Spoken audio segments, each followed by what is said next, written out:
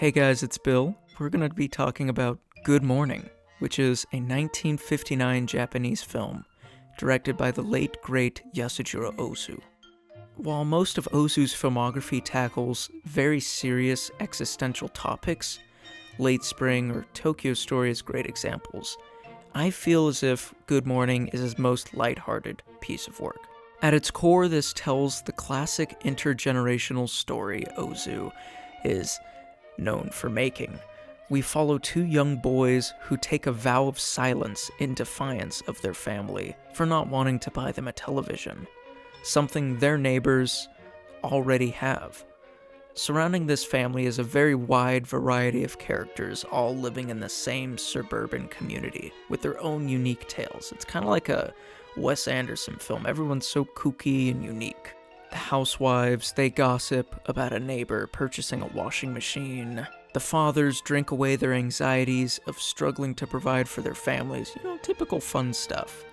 And lastly, the children engage in a pull-my-finger-esque fart game.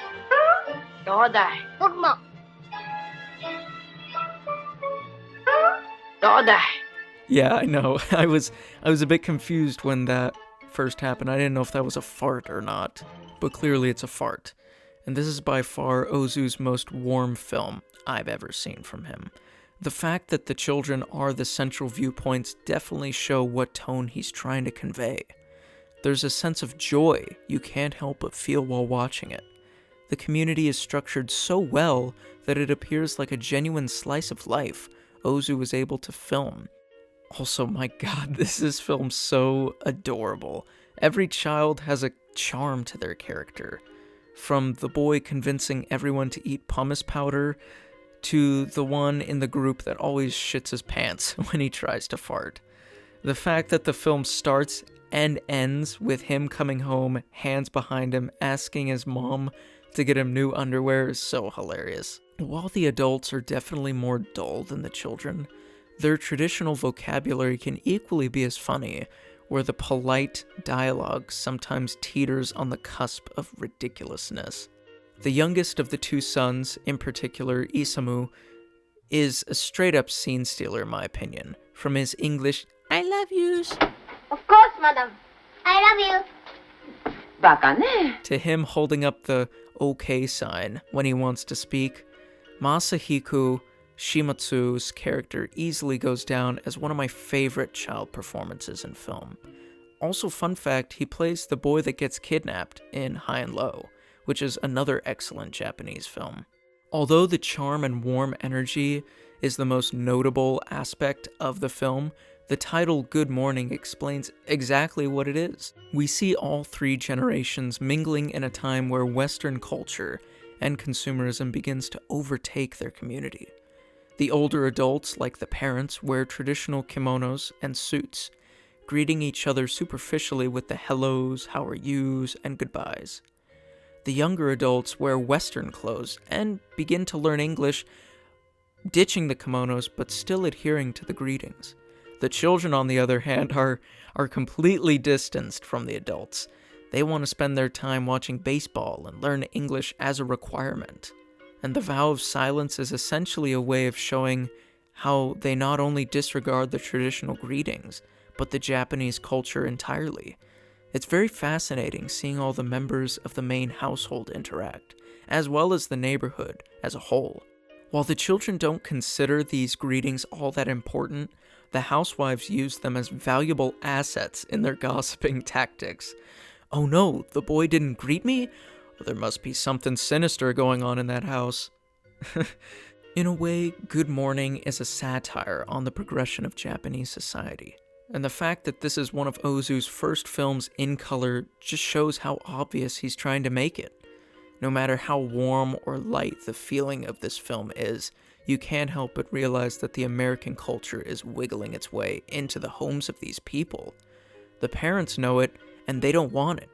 The father says he doesn't want his boys to grow up dumb from watching television, but they don't care. The children just want to grow up in this world.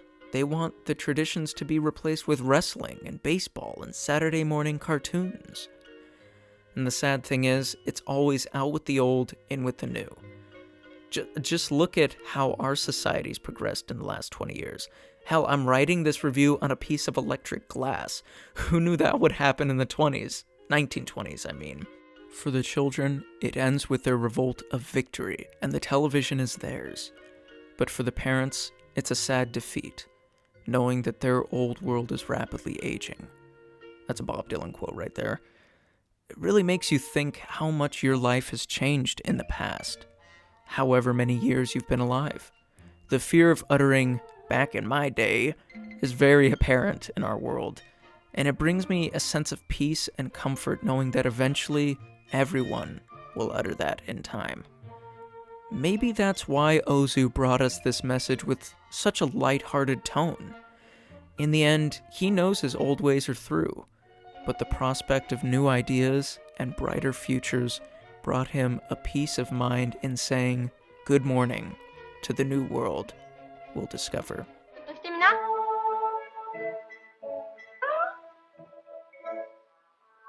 僕も。じゃあこうちゃん。 Wow. I mean, I love this film so much. It's such a great comedy, but also has a lot of really intelligent things to say in terms of cultures and the progression of society. Thank you guys for watching this video. Please let me know what are your thoughts on this film. And also, I want to thank you all so much for the massive subscribers that have been coming to this channel. Thank you. It is Criterion Month, so I know it's the season of these Kino films. Thank you for checking my channel out. I love you very much. And please, if you're not subscribed, let's get subscribed. I'm almost at 1,000 subs. That'll be amazing.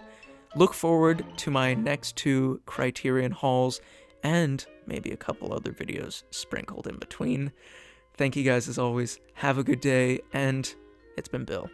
See you guys later.